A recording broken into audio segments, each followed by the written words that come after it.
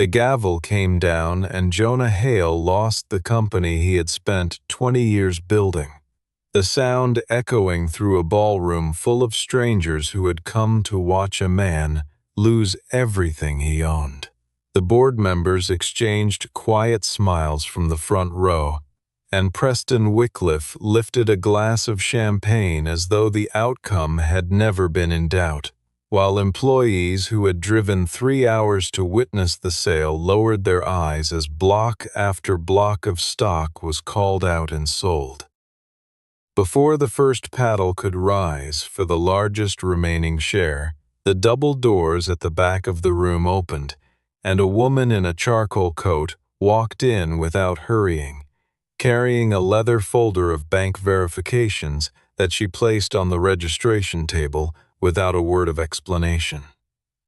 She outbid every name in the room for the first block, then the second, and by the third the auctioneer stopped bothering to ask if anyone else wished to compete.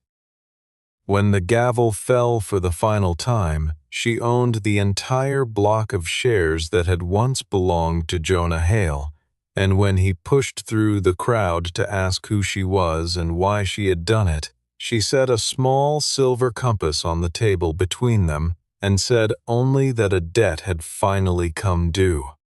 If you want to know whether this woman came to save Jonah Hale or to take the last thing he had left, hit subscribe and stay with the story of what happened after the auction ended. 6 weeks earlier, Jonah Hale had been standing in a converted warehouse outside Bellwether, Ohio, watching engineers run the final tests on a battery storage platform called the Meridian Arc, a system built to keep hospitals, factories, and data centers running for days if the regional power grid ever failed. The warehouse still smelled faintly of machine oil and fresh paint, a scent Jonah associated with every major milestone the company had ever reached, and for a moment he let himself simply stand there and watch the readouts climb without worrying about anything beyond that single room. A federal contract and a growing stack of private orders had pushed the valuation of Hail Meridian Industries toward $4 billion. And for the first time in years, Jonah allowed himself to believe the company his late wife had watched him start in a 2-bay repair shop was finally secure. That confidence cracked one afternoon when Lydia Crane, his chief financial officer of 17 years, told him the company was suddenly short $86 million because several major clients had delayed their payments without warning. Jonah trusted her instinctively, the way he trusted anyone who had stood beside him since the days when Hail Meridian had only 8 employees and a single delivery truck, and he agreed without much hesitation to pledge his personal voting shares as collateral for a short-term loan she said she could arrange within days. Owen Pike, the plant manager who had worked the floor since the company's earliest years, pulled Jonah aside near the loading dock one afternoon and warned him that several equipment invoices looked inflated in ways that made no engineering sense, pointing out specific line items that any experienced technician would immediately question. Jonah promised to look into it even as he told himself Lydia would never risk the company they had built together, a reassurance that felt reasonable in the moment, but would later strike him as almost willfully naive. In a closed meeting later that same week, Lydia sat across from Preston Wycliffe and confirmed that Jonah had signed every document required, her voice flat and businesslike, as though she were reporting the weather rather than the collapse of a man's life's work. Preston set the signed contract on his desk and told the room that within 30 days, Jonah Hale would no longer be permitted to walk through the front door of the company that carried his name. Lydia had not always been the woman capable of saying such things without flinching, And there had been years, back when Hail Meridian ran out of a leased garage with 2 space heaters and a single line of credit, when she and Jonah split double shifts and ate cold sandwiches over a folding table just to keep the lights on. Somewhere along the way, as Jonah's name grew larger on every press release and every industry panel, Lydia had begun to feel like the architecture behind the throne rather than a partner beside it, a quiet resentment she never spoke aloud but carried with her into every closed-door meeting. Preston had found that resentment the way a skilled negotiator finds any pressure point, offering her not just money, but the sensation of finally being seen as someone capable of dismantling an empire rather than merely balancing its books. She told herself, in the private hours when guilt crept in, that she was only correcting an old imbalance, and that Jonah would land on his feet the way he always had, a story she repeated to herself so often it began to sound almost true. Over the following days, Lydia routed tens of millions of dollars through a series of shell suppliers secretly controlled by people connected to Preston Wycliffe, disguising the transfers as emergency production costs, until Hail Meridian's debt ratio crossed the threshold written into its loan covenants. At the same time, 3 investment funds with quiet ties to Wycliffe Capital Dominion purchased the company's outstanding debt directly from the bank, giving Preston leverage no one on the board yet understood he possessed. Jonah eventually noticed the strange pattern in the cash flow reports and demanded an independent audit. But before that audit could begin, the board called an emergency session on short notice and asked him to explain himself instead. Lydia presented a set of carefully altered financial statements that made Jonah look like a reckless founder who had funneled company money into a personal pet project destined to fail, and the board, unnerved and under pressure, voted to suspend his operating authority on the spot. Under the terms of his own loan agreement, 62% of his voting shares would be placed up for public auction if the debt was not repaid within 10 days, a deadline that felt less like a business deadline and more like a countdown to losing his own name. Board members who had known Jonah for over a decade avoided his eyes as they filed out of the room, some offering murmured apologies that felt more like formalities than genuine sympathy, while others simply gathered their papers and left without a word. He sat alone at the long table for nearly an hour afterward, staring at the empty chairs, trying to identify the precise moment when the company he had built with his own hands had slipped so completely out of his control. Jonah tried every bank he had ever worked with, but Preston had already made quiet calls of his own, and no institution in the state was willing to touch a loan that carried even a hint of controversy. His daughter Marin called from her architecture program out of state and offered to take a semester off to come home, and Jonah refused immediately, telling her that her job right now was to keep building her own life, not to try to rescue his.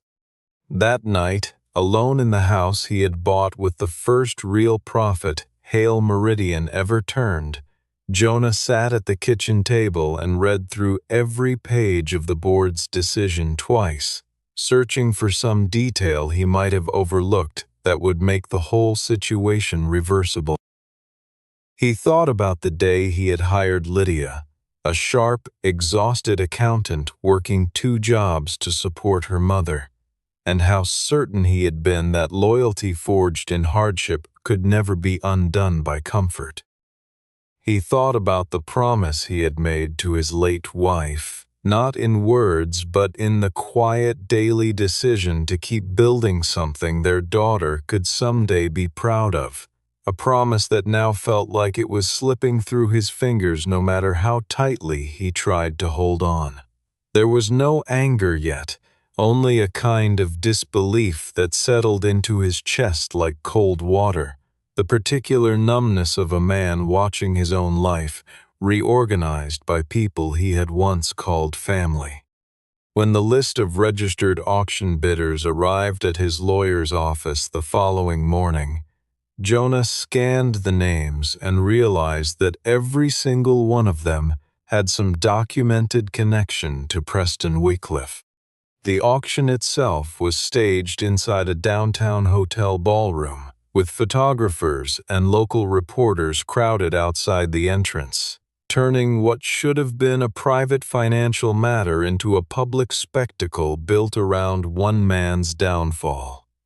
Chandeliers threw a warm, almost celebratory light across rows of folding chairs arranged for the occasion, an unintentional cruelty that made the proceedings feel more like a gala than the dismantling of a life's work.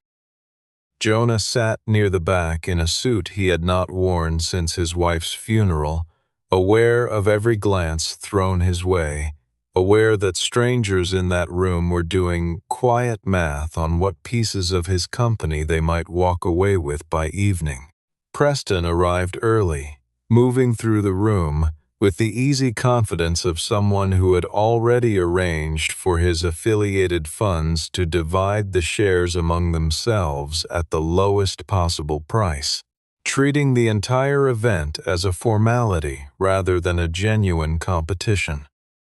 Jonah came anyway, against the advice of his own attorney, insisting that he owed it to himself and to his employees to look directly at the people who were about to take his company apart piece by piece. Just before the bidding opened, a line of black vehicles pulled up outside, and Evelyn Ashcraft walked in flanked by her chief counsel, Adrian Locke, and 3 senior bankers carrying documentation that proved she had more than $3 billion in immediately available capital with no outside partners and no borrowed funds. The room had gone quiet the moment she walked in, that particular hush that settles over a crowd when it senses the balance of power has just shifted without anyone announcing it, and even Preston's easy composure faltered for the briefest instant before he recovered.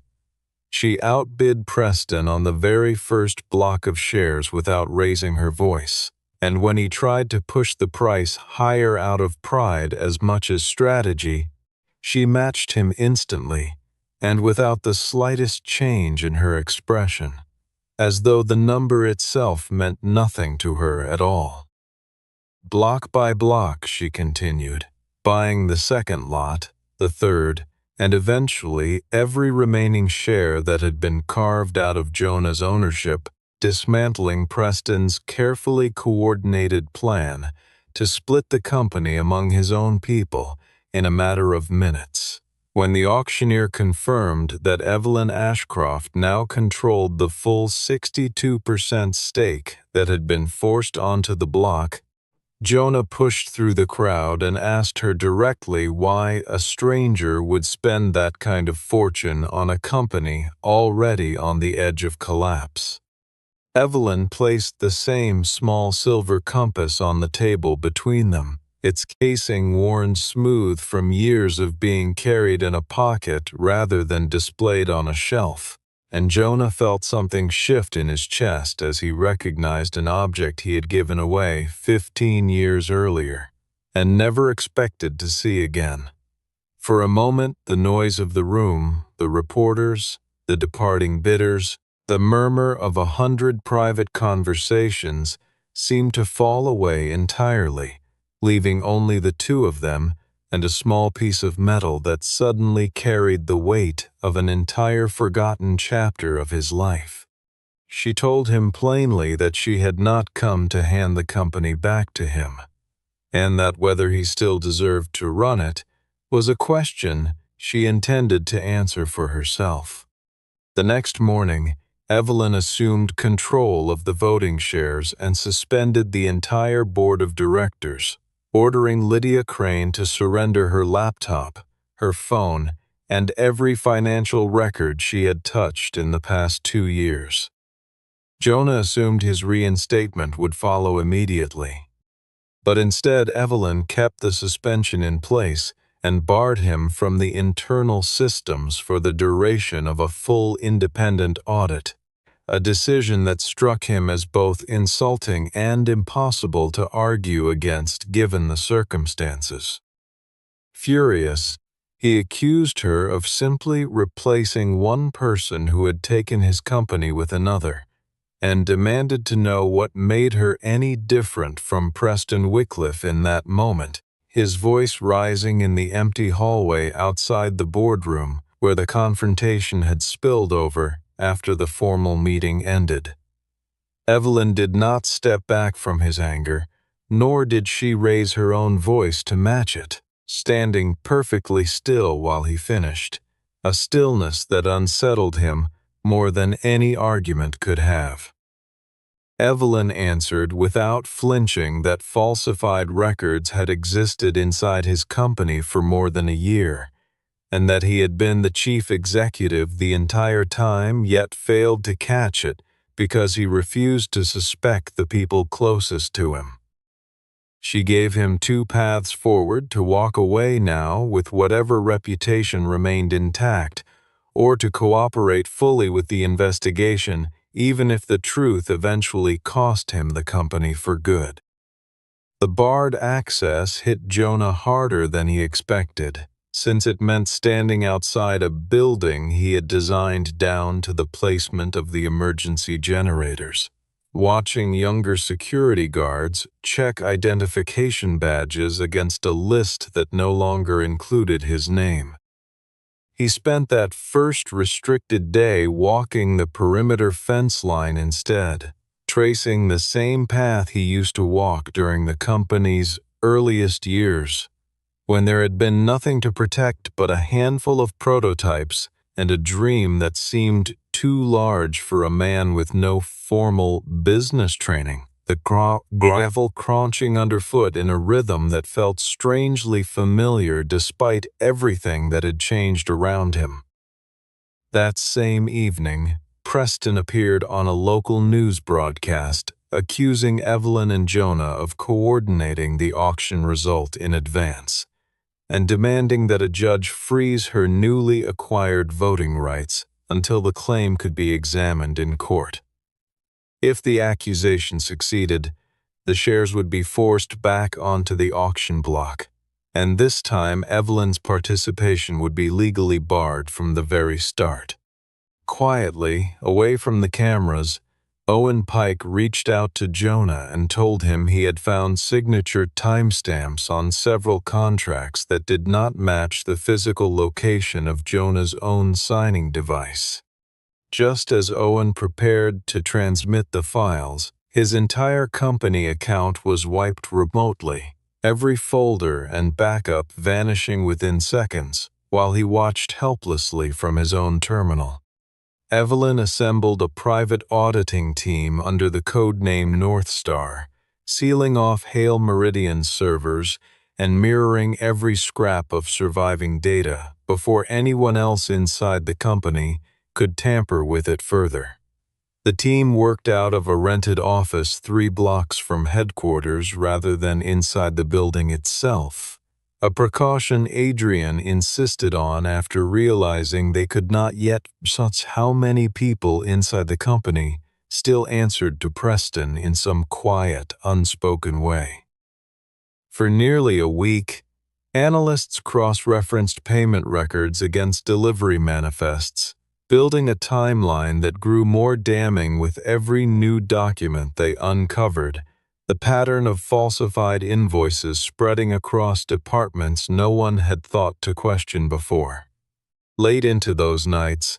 Evelyn reviewed the growing case files herself, unwilling to trust the conclusions to anyone else until she had verified every figure with her own eyes.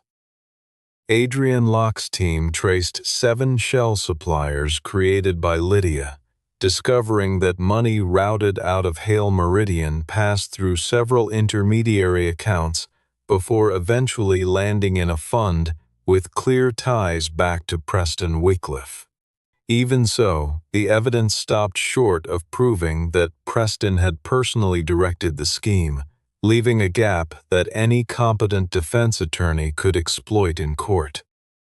Jonah led Evelyn and Adrian to the original two-bay repair shop where the company had started, a building he still kept out of sentiment, though it had not turned a profit in over a decade, its concrete floor still stained with the same grease marks he remembered scrubbing at as a younger man.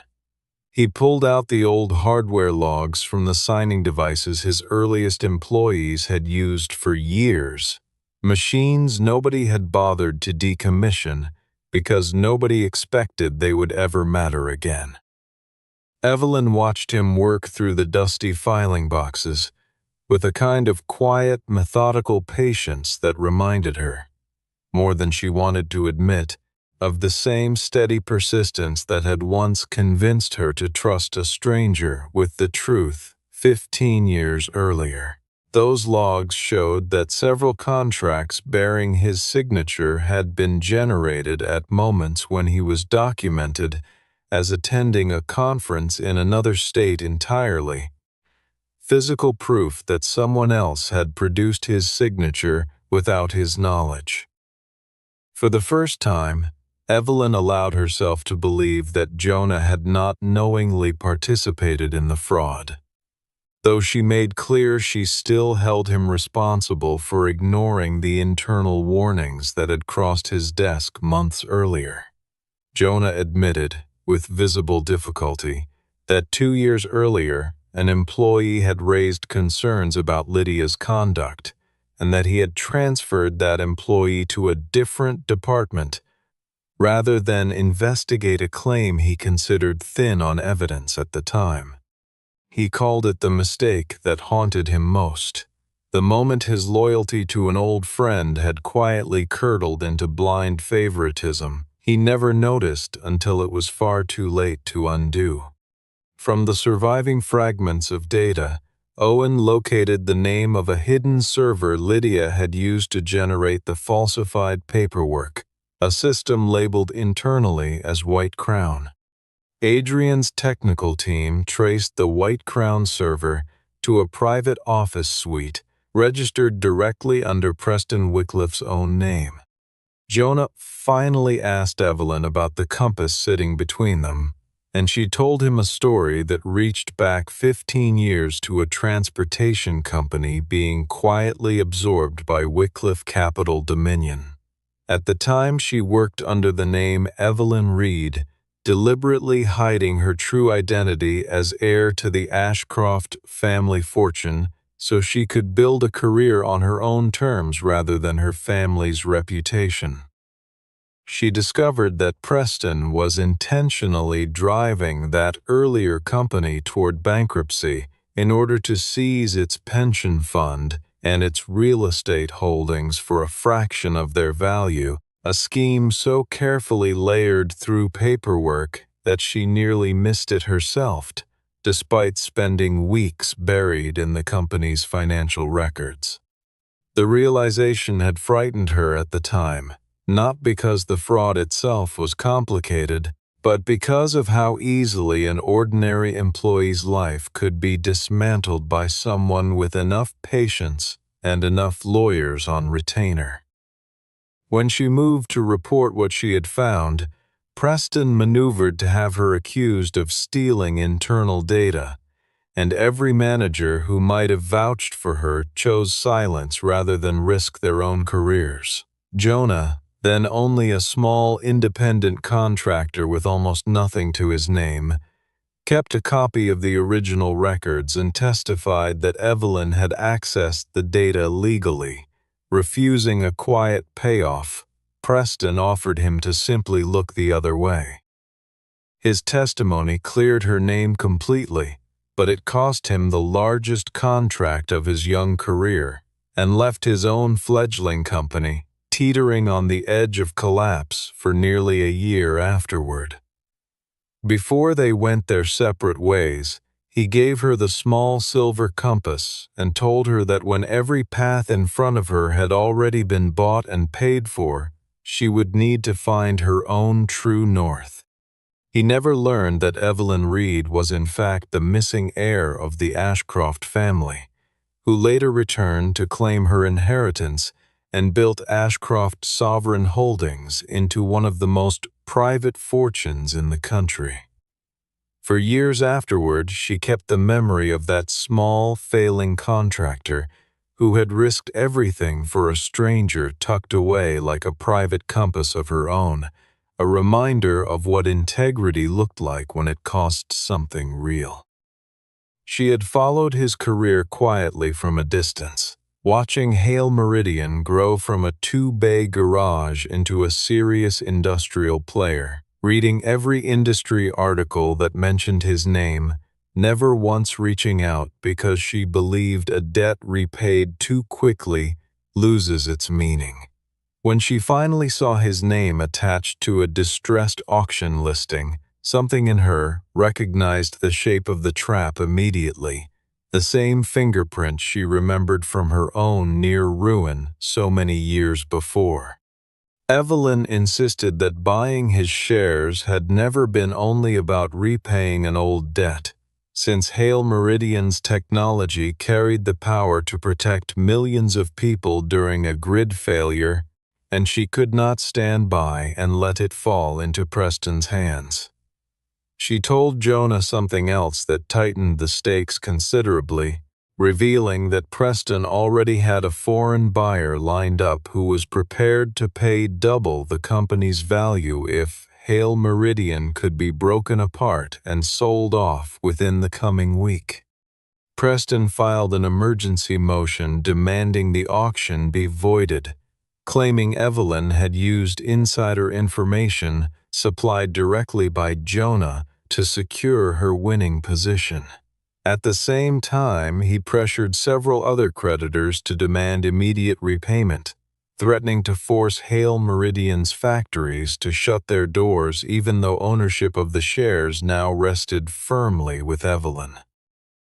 News outlets began describing Jonah as a failed founder rescued by a mysterious billionaire, and a handful of tabloid columns even hinted at a private relationship between the two of them that neither had ever confirmed, speculation that Jonah found more exhausting than insulting given everything else already competing for his attention.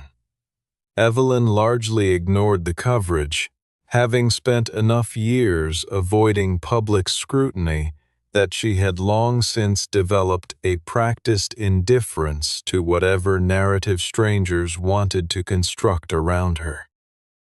Evelyn wanted Jonah to stay silent and let her legal team manage the narrative, but he refused to hide, choosing instead to meet openly with worker representatives and publicly accept responsibility for allowing internal oversight to weaken under his watch. He stood in front of the assembled workers on the factory floor rather than behind a podium, close enough to shake hands and answer questions directly, a choice that surprised even his own legal team, who had recommended a more controlled setting. He did not place the entire blame on Lydia, and that honesty helped many employees trust him again, several of them approaching afterward simply to tell him they still believed in the company he had built even after everything that happened. Though the gesture rebuilt trust on the factory floor, it also handed Preston fresh material to use against him in the ongoing court proceedings, since any admission of oversight failure could be reframed as evidence of deeper complicity if a skilled attorney chose to twist it that way. Facing mounting pressure, Lydia offered to cooperate with Evelyn's team in exchange for limited immunity, handing over a batch of internal emails while insisting that Preston had never given her a single direct order in writing. Adrian noticed almost immediately that Lydia seemed to be offering just enough information to shift blame onto intermediaries while carefully protecting the man at the center of the entire scheme. While reviewing the new documents, Evelyn found an email proving that Lydia had also been in contact with someone inside Evelyn's own legal team. Evelyn discovered that one of her senior attorneys had been quietly selling details of her auction strategy and courtroom timeline directly to Preston Wycliffe, which explained how he had known in advance that she planned to bid and prepared his collusion accusation so quickly. She removed the attorney from her team immediately, but kept the move confidential, wanting Preston to keep believing his source inside her organization was still active and feeding him useful information. Working with Adrian, she designed a controlled leak suggesting the most damaging evidence against Preston was being stored inside a physical safe at Hail Meridian's headquarters, a detail intended purely as bait and planted through a channel she was confident would reach Preston within a day. The wait afterward felt longer than either of them expected, each hour stretching out as they wondered whether Preston would take the bait or grow suspicious of how conveniently the information had surfaced. Preston ordered Lydia to find a way into that safe and destroy whatever was inside,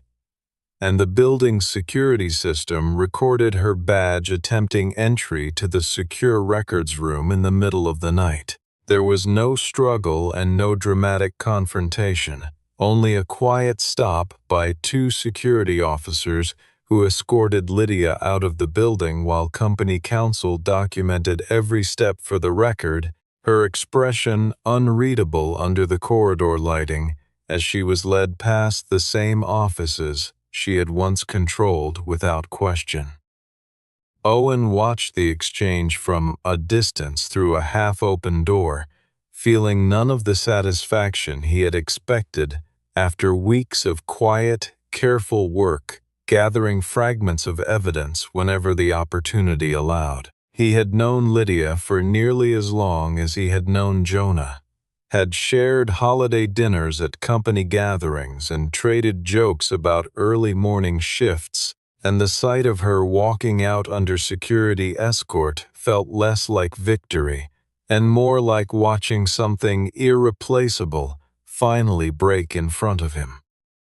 The real evidence had never been anywhere near that safe, since Owen had kept it stored offline on a private drive that included detailed logs proving the White Crown server had generated and altered dozens of fraudulent contracts. Even with all of that, the logs still connected only to Preston's office and not conclusively to Preston himself, leaving one more gap that a skilled defense could still argue around in court. Evelyn decided the only way to close that gap for good was to convince Preston to confess the details himself, and Jonah realized the plan would only work if Preston believed Evelyn was preparing to sell Hail Meridian directly to him. Evelyn publicly announced she was considering selling off portions of Hail Meridian's assets to recover the capital she had spent at the auction, a statement carefully worded to sound like ordinary investor caution rather than a trap. Preston, convinced she was nothing more than a cold financial operator with no personal stake in the outcome, offered $2 billion for the Meridian Arc division on the spot.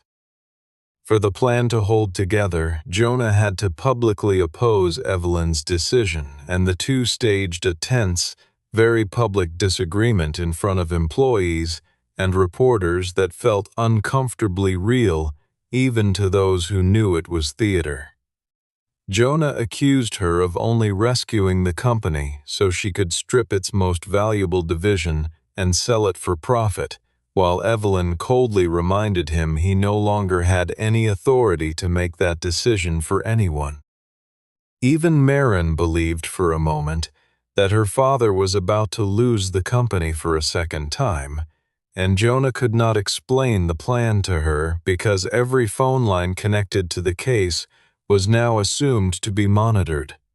She called him late one night, her voice tight with a worry she was trying hard not to show, and asked if he was going to be all right no matter how the fight ended. Jonah told her the only honest thing he could offer under the circumstances, that whatever happened to the company, it would never change what he had built in her, and that promise seemed to steady something in both of them, even across the distance of the phone line. After the public argument, Preston met privately with Jonah and offered him a symbolic leadership title if he would help persuade the engineering staff to remain loyal through the coming ownership change. The two men met in a quiet corner office Preston had rented specifically for the conversation, away from cameras and away from anyone who might later testify to what was said between them.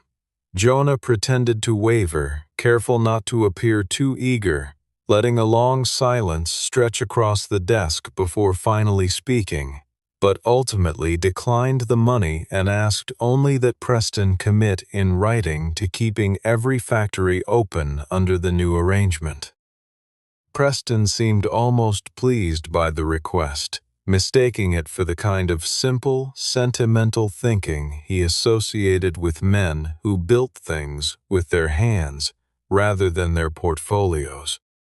His visible concern for ordinary workers convinced Preston that Jonah was weak and easily managed, exactly the impression Jonah had hoped to create. During a call conducted strictly within legal boundaries and recorded with proper authorization, Preston let slip a detail proving he knew the exact date the very first fraudulent invoices had been created. The special shareholder meeting took place inside Hail Meridian's own headquarters, in the same top-floor conference room where Jonah had once celebrated the company's very first major contract with cheap sparkling wine poured into paper cups. Now the room held a different energy entirely, careful and tense. Every person seated around the long table, aware that the outcome of the next hour could reshape the company for good. Preston arrived alongside his legal team and a formal written offer to acquire the Meridian Arc division outright.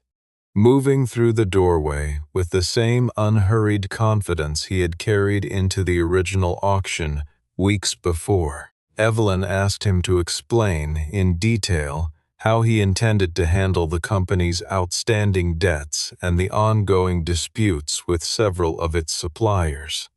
Eager to prove he understood the business better than Jonah ever had, Preston laid out an extensive restructuring plan that included financial figures no outside party should have had any way of knowing. Adrian calmly asked where those exact numbers had come from, and Preston, realizing too late that he had said far more than intended, tried immediately to shift the blame onto Lydia Crane. Lydia was brought into the room, and Evelyn presented her with the White Crown data logs, the emails from the compromised attorney, and the recording of Preston's own call revealing dates he should never have known.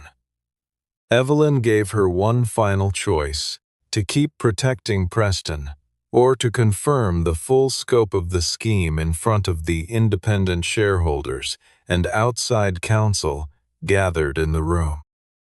Preston, visibly irritated, dismissed Lydia as a replaceable employee who meant nothing to him personally, a remark that made clear to everyone present, including Lydia herself, that he had never intended to protect her at all. Stung by his contempt, Lydia admitted she had created the fraudulent suppliers on Preston's direct instructions and handed over the decryption keys to the White Crown server without further resistance, her voice quiet but steady as she spoke, as though some part of her had been waiting weeks for permission to finally say it out loud. She did not look at Jonah while she spoke, unable to meet the eyes of the man who had once trusted her with everything, and by the time she finished, something in the room had shifted from suspicion into a kind of exhausted collective relief that the truth had finally surfaced. As the files opened on the screen in front of the room, one document brought total silence over the gathered shareholders. A plan dated 3 full years earlier that outlined, step by step, exactly how Preston intended to seize control of Hail Meridian Industries. At the formal hearing over the legality of the auction, Preston continued to insist that Jonah and Evelyn had coordinated in advance to manipulate the outcome in her favor. Adrian methodically proved that every dollar Evelyn used had come from her own private holdings at Ashcroft Sovereign, with no borrowed funds and absolutely no communication with Jonah before the day of the sale. The White Crown evidence demonstrated that Preston and Lydia had deliberately falsified the company's financial condition and then quietly purchased its debt through a chain of intermediary funds designed to obscure their involvement.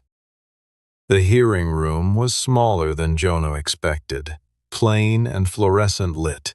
nothing like the grand ballroom where his company had been auctioned away weeks earlier,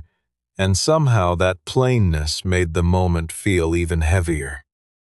When Jonah was called to testify, he could have protected his own reputation simply by insisting he knew nothing at all, but instead he chose to tell the full and uncomfortable truth about his own failures, his voice steady even as the admission cost him visibly in front of the room. He admitted that he had ignored early warnings, placed personal loyalty above proper financial controls, and allowed far too much authority to concentrate inside a small circle of people he trusted without question. That admission cost him the image of a perfect, blameless victim, but it also proved beyond doubt that he had never participated in the underlying scheme against his own company. The court upheld the results of the auction since Evelyn had purchased every share through a fully legitimate process, while the evidence of fraud was formally referred to financial investigators for a separate criminal review. Preston sat motionless as the ruling was read, his lawyers already beginning to whisper about appeals, though even they seemed to understand privately that the documentary evidence left little room for maneuvering. Preston lost every remaining connection to Hail Meridian, and the funds tied to his firm were ordered to pay restitution while any profits linked to the scheme were permanently frozen, a financial unraveling that would occupy his legal team for years to come. Lydia agreed to cooperate fully with investigators, and though she was never fully forgiven for what she had done, her testimony ultimately helped protect thousands of jobs that might otherwise have been lost in the fallout. After the hearing concluded, Jonah found Evelyn outside the courthouse and asked her plainly when she intended to return the empire that had once carried his name. She told him she had no intention of handing back the old empire at all, since the very structure of that empire was what had allowed it to be stolen from him in the first place. Evelyn unveiled her plan to restructure Hail Meridian from the ground up, placing the majority of the shares she had purchased into a long-term ownership trust designed specifically for the company's employees. She kept only a set of preferred, non-controlling shares for herself, structured to slowly recover her original investment over time, rather than to dominate future decisions. A new independent board was formed, made up of engineers, factory workers, outside financial experts, and shareholder representatives who had never been part of the old inner circle, a deliberate mix designed to ensure that no single relationship or loyalty could ever again concentrate that much unchecked power in one place. Owen was among the first factory representatives asked to join, a decision that surprised him given his years spent quietly on the production floor rather than in any executive suite. Jonah was not automatically reinstated as chief executive and instead had to present a full recovery plan to the new board and stand for a vote like any other candidate seeking the role. The board chose him in the end, but with clearly defined limits on his authority, a permanent independent audit system, and formal protections for any employee willing to raise a future concern. Evelyn agreed to remain as transitional chairperson for 1 full year, and over that time her relationship with Jonah shifted from an old, unspoken debt into something closer to mutual respect between equals. Marin came home for the day Hail Meridian brought its first Meridian Arc production line online, the only time she appeared in person throughout the entire ordeal. She told her father that he had not simply reclaimed his old empire, but had helped build something no one would ever again be able to sell out from under the people who made it. Jonah placed the small silver compass inside a glass case in the company's main lobby, with a short inscription mounted beneath it that read, "Power gives you direction, but integrity decides where you are willing to go." Owen stood near the loading dock that morning with a cup of coffee in hand, watching younger engineers walk in for the first shift, and felt something settle in him that had been unsettled since the night his files disappeared, a quiet certainty that the company had finally been built to survive people rather than depend on any single one of them.